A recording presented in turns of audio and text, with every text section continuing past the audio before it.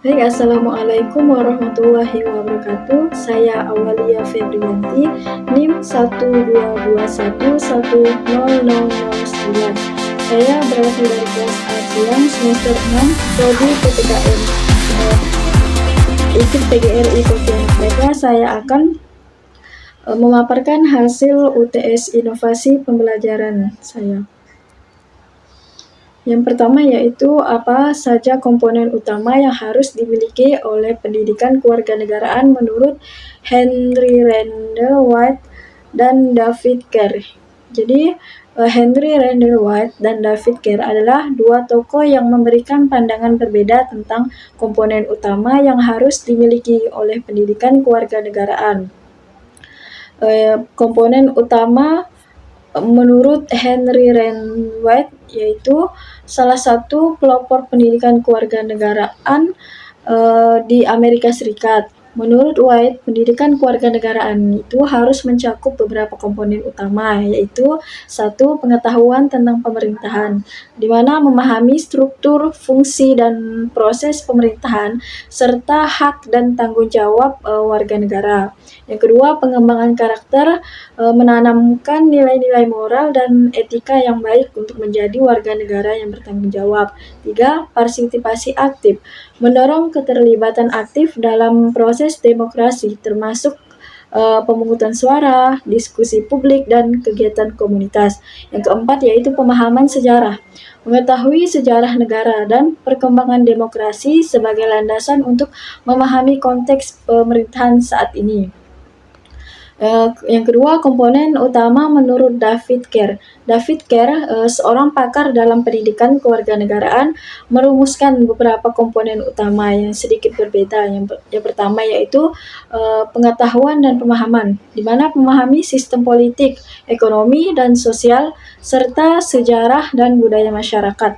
Yang kedua, keterampilan kewarganegaraan, mengembangkan keterampilan berpikir kritis, debat, dan resolusi konflik. Yang ketiga yaitu nilai dan sikap, menghargai nilai-nilai demokrasi, hak asasi manusia, dan keberagaman. Yang keempat yaitu partisipasi aktif, dapat mendorong keterlibatan langsung dalam kehidupan masyarakat dan politik, termasuk kegiatan sukarela dan organisasi masyarakat sipil.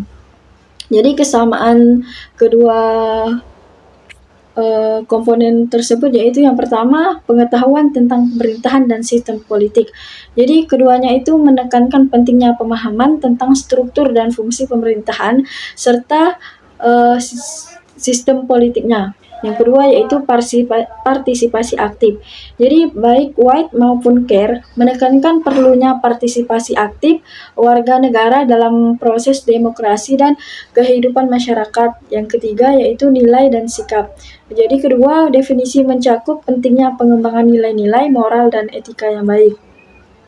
Perbedaan komponen yang kedua tersebut yaitu yang pertama fokus pada sejarah. Jadi White menekankan pentingnya pemahaman sejarah sebagai bagian integral dari pendidikan kewarganegaraan, sedangkan Kerr lebih fokus pada pemahaman sistem politik, ekonomi, dan sosial secara lebih luas.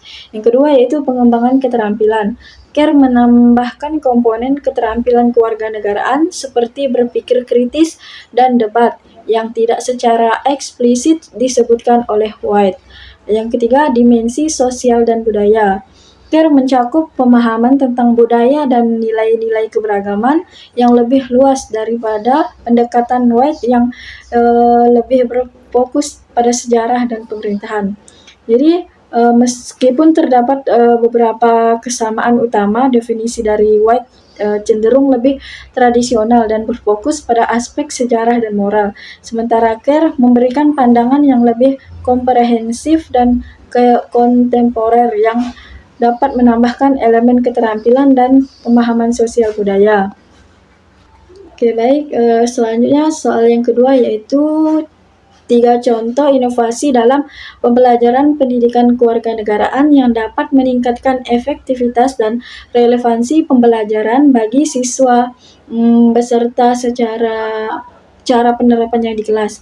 Yang pertama yaitu pembelajaran berbasis proyek atau Project Based Learning yang disingkat sebagai PBL, di mana PBL ini atau pembelajaran berbasis proyek melibatkan siswa dalam proyek nyata yang relevan dengan kehidupan mereka dan masyarakat sekitar. Siswa bekerja dalam tim untuk menyelesaikan tugas-tugas yang membutuhkan penelitian, kolaborasi, dan presentasi. Cara penerapannya di kelas yang pertama yaitu mengidentifikasi masalah lokal.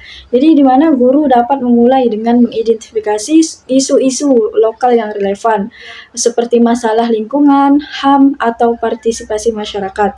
Yang kedua yaitu pembentukan tim. Siswa dibagi menjadi tim kecil dan diberi proyek yang berhubungan dengan masalah tersebut. Misalnya proyek untuk mengurangi sampah plastik di sekolah. Selanjutnya penelitian dan aksi. Jadi tim melakukan penelitian, merancang solusi, dan melaksanakan tindakan nyata. Mereka bisa berkolaborasi dengan komunitas lokal atau organisasi non-profit. Selanjutnya yaitu presentasi dan refleksi. Tim mempresentasikan hasil proyek mereka kepada kelas, kemudian melakukan refleksi tentang apa yang telah mereka pelajari dan dampak dari proyek mereka. Yang kedua yaitu simulasi dan permainan peran. Simulasi dan permainan peran memungkinkan siswa untuk mengalami situasi nyata dalam lingkungan yang aman. Ini membuat mereka memahami konsep-konsep kewarganegaraan secara lebih mendalam dan mempraktikkan keterampilan penting. Yang pertama yaitu simulasi pemerintahan. Jadi guru dapat menciptakan simulasi sidang parlemen atau debat pemilihan umum. Jadi siswa itu berperan sebagai anggota parlemen, kandidat atau pemilih. Yang kedua, pengambilan keputusan. Siswa diberi skenario yang membutuhkan keputusan sulit, seperti alokasi anggaran pemerintahan atau penanganan krisis sosial. Jadi mereka harus berdebat dan membuat keputusan bersama. Selanjutnya permainan peran hak asasi. Jadi siswa memainkan peran individu dengan latar belakang berbeda yang haknya dilanggar. Kemudian mendiskusikan cara-cara untuk memperbaiki situasi tersebut dalam konteks hukum dan sosial. Yang ketiga yaitu penggunaan teknologi dan media sosial. Jadi penggunaan teknologi modern dan media sosial dapat membuat pembelajaran lebih menarik dan relevan bagi siswa. Ini juga memberikan kesempatan untuk mempelajari literasi digital. Jadi etika dalam berinternet, penerapan di kelas yaitu yang pertama berdiskusi online. Jadi guru itu dapat menggunakan platform diskusi online seperti forum atau sosial media diawasi untuk mendiskusikan isu-isu kewarganegaraan, misalnya seperti debat tentang kebijakan publik di grup kelas Facebook. Yang kedua, pembuatan konten. Jadi siswa itu dapat membuat blog atau vlog atau podcast tentang topik-topik kewarganegaraan. Jadi seperti HAM atau kampanye lingkungan. Yang selanjutnya yaitu proyek multimedia. Jadi siswa itu dapat membuat video pendek atau presentasi digital tentang tokoh penting dalam sejarah demokrasi atau masalah sosial saat ini menggunakan alat seperti Canva atau PowerPoint. Jadi setiap inovasi ini dapat diterapkan untuk membuat pembelajaran pendidikan kewarganegaraan lebih interaktif, praktis, dan relevan yang dengan kehidupan sehari-hari siswa, sehingga meningkatkan keterlibatan dan pemahaman mereka terhadap materi.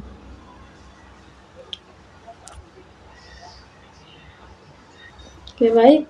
Untuk soal yang ketiga yaitu perbandingan definisi inovasi menurut Joseph Schumpeter dan Everett Rogers, serta penerapannya dalam konteks inovasi pembelajaran pendidikan kewarganegaraan.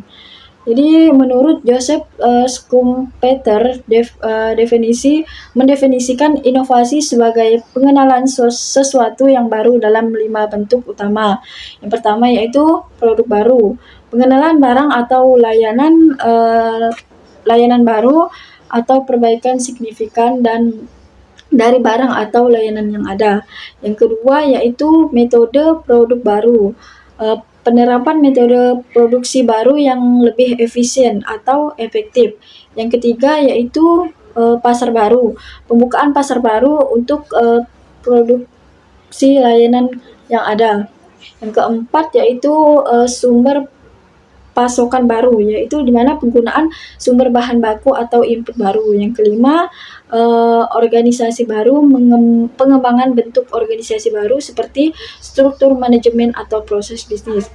Kalau menurut Everett Rogers, yaitu mendefinisikan inovasi sebagai suatu ide atau praktik atau objek yang dianggap baru oleh individu atau unit lain yang mengadopsinya. Fokus utamanya adalah pada difusi inovasi, yaitu bagaimana inovasi disebarkan dan diadopsi oleh masyarakat atau organisasi.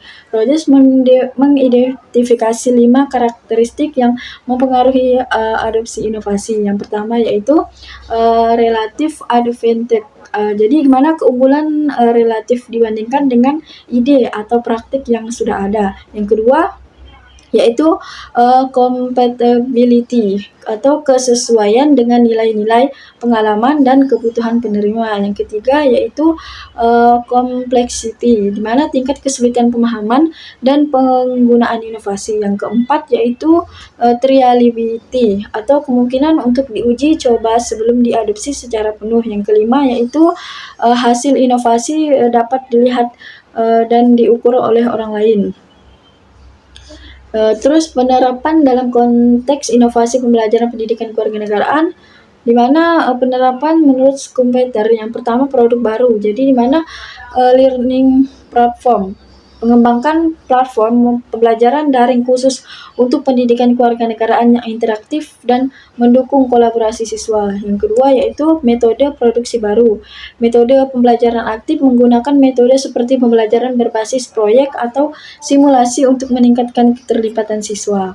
Yang ketiga, pasar baru, ekspansi ke komunitas, menerapkan program pendidikan kewarganegaraan di sekolah, di luar sekolah, seperti di komunitas atau melalui program ekstrakurikuler. Yang keempat, yaitu sumber pasokan baru, materi pembelajaran digital menggunakan sumber belajar digital dari berbagai penyedia, termasuk video pendidikan, artikel, atau aplikasi interaktif.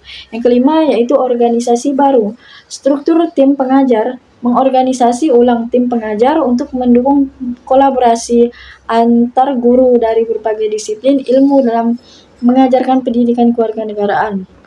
Penerapan menurut Rogers, yang pertama yaitu relative advantage. Teknologi pembelajaran baru menunjukkan keunggulan platform digital dibandingkan metode konvensional dalam hasil aksesibilitas dan interaktivitas. Yang kedua, compatibility, integrasi dengan kurikulum existing, menyesuaikan inovasi dengan kurikulum yang ada dan nilai-nilai yang dianut oleh sekolah dan masyarakat. Yang ketiga, complexity, user-friendly interface, mengembangkan antarmuka yang mudah dipahami dan digunakan oleh siswa serta guru, mencegah kebingungan. Yaitu 4, reliability, yaitu mengimplementasikan proyek percontohan di berbagai kelas atau sekolah sebelum diterapkan secara luas untuk mendapatkan umpan baik dan melakukan perbaikan. Yang kelima yaitu observability, yang dimana publikasi keberhasilan dengan menunjukkan hasil dan dampak positif dari inovasi melalui laporan, studi kasus, dan presentasi publik agar lebih banyak sekolah tertarik untuk mengadopsi.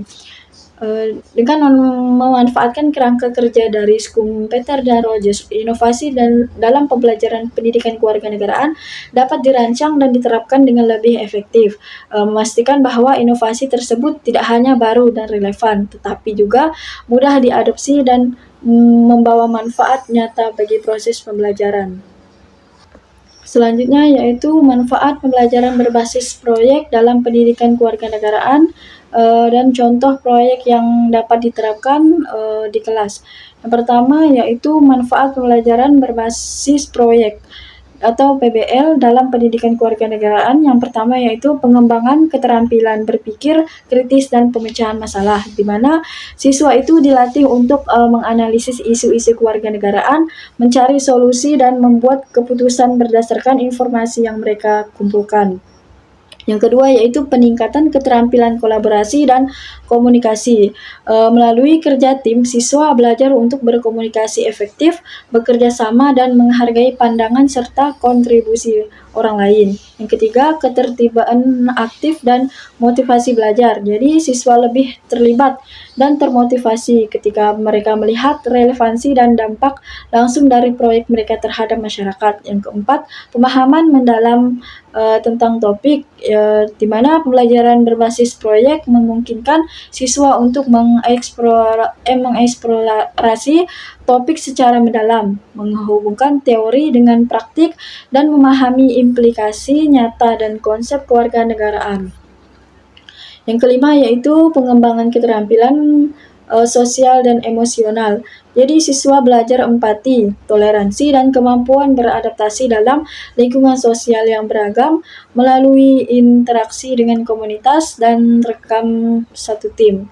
Contoh proyek untuk meningkatkan pemahaman siswa tentang demokrasi, di mana yaitu proyek simulasi pemilihan umum di sekolah, di mana proyek ini melibatkan siswa dalam proses simulasi pemilihan umum di sekolah yang mencerminkan proses demokrasi yang sebenarnya. Jadi siswa akan belajar tentang berbagai aspek demokrasi seperti kampanye, debat publik, pemungutan suara, dan perhitungan suara. Yang selanjutnya itu langkah-langkah penerapannya. Yang pertama, pembentukan partai dan kandidat. Yang kedua, kampanye dan debat. Yang ketiga yaitu pemungutan suara. Yang keempat, perhitungan dan pengumuman hasil. Yang kelima, refleksi dan diskusi. Selanjutnya yaitu manfaat proyek. Jadi siswa itu dapat mendapatkan pemahaman praktis tentang proses demokrasi, hak dan tanggung jawab sebagai pemilih. Proyek ini mengembangkan keterampilan debat, analisis, dan kerjasama tim. Selanjutnya, siswa merasa lebih terhubung dengan konsep demokrasi karena mereka mengalami langsung proses yang terjadi dalam pemilihan umum. Jadi, dengan proyek ini, sepertinya pembelajaran tentang demokrasi menjadi lebih konkret, relevan, dan menarik bagi siswa. Kemungkinan mereka untuk melihat dampak langsung dan partisipasi mereka dalam kehidupan politik dan sosial. Oke, baik. Untuk soal yang kelima, di mana sebutkan dan jelaskan dua metode penilaian autentik yang dapat digunakan dalam pembelajaran pendidikan kewarganegaraan untuk mengukur pemahaman dan keterlibatan siswa. Jadi dua metode penilaian autentik yang efektif dalam pembelajaran pendidikan kewarganegaraan adalah portofolio dan penilaian berbasis proyek. Kedua metode ini memungkinkan penilaian yang lebih komprehensif dan nyata terhadap pemahaman serta keterlibatan siswa. Yang pertama yaitu portofolio. Jadi di mana portofolio adalah kumpulan pekerjaan siswa yang menunjukkan perkembangan usaha dan pencapaian mereka dalam jangka waktu tertentu. Portofolio memungkinkan siswa untuk merefleksikan pemahaman mereka tentang berbagai konsep kewarganegaraan melalui berbagai jenis tugas. Jadi yang implementasinya pertama pengumpulan berbasis jenis karya. Jadi siswa itu mengumpulkan berbagai tugas seperti esai, laporan proyek, refleksi pribadi, artikel opini, dan presentasi multimedia yang terkait dengan topik kewarganegaraan. Selanjutnya refleksi. Siswa menulis refleksi mengenai apa yang mereka pelajari dari setiap tugas, tantangan yang dihadapi, dan bagaimana mereka mengatasi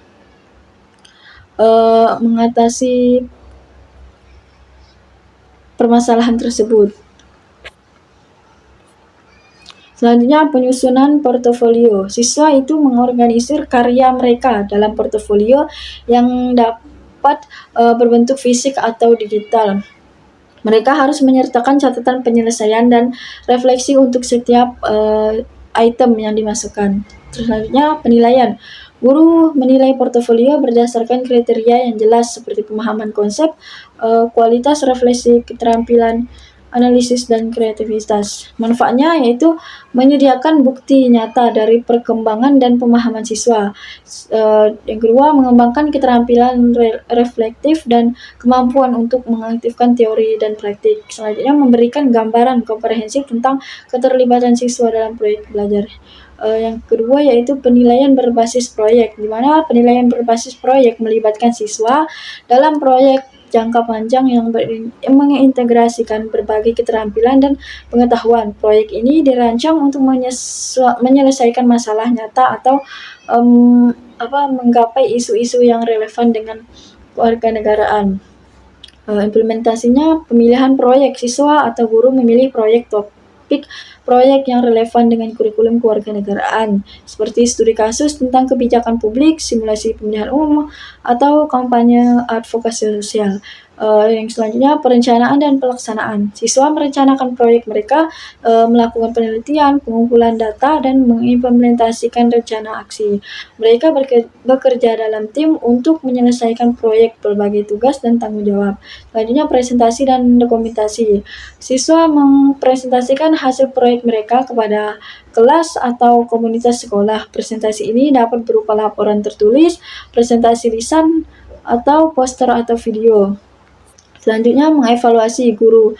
Guru menilai proyek berdasarkan kriteria yang mencakup pemahaman topik, keefektifan solusi yang didiskusikan, kolaborasi tim, kualitas penelitian, dan presentasi akhir. Manfaatnya yaitu mengukur kemampuan siswa untuk menerapkan pengetahuan dalam situasi nyata, mendorong keterlibatan aktif dan kolaboratif dalam pembelajaran, menilai berbagai keterampilan seperti peneliti, analisis komunikasi, dan kerjasama. Jadi dengan menggunakan metode penilaian autentik seperti portofolio dan penilaian berbasis proyek, guru dapat mengukur pemahaman dan ketertiban siswa dalam pendidikan kewarganegaraan secara lebih menyeluruh dan bermakna, sekaligus memfasilitasi pembelajaran yang telah relevan dan kontekstual. Oke, baiklah, sekian jawaban dari saya. Saya mohon maaf apabila ada kata-kata yang salah. Saya akhiri, wabillahi taufiq wal hidayah. Assalamualaikum warahmatullahi wabarakatuh.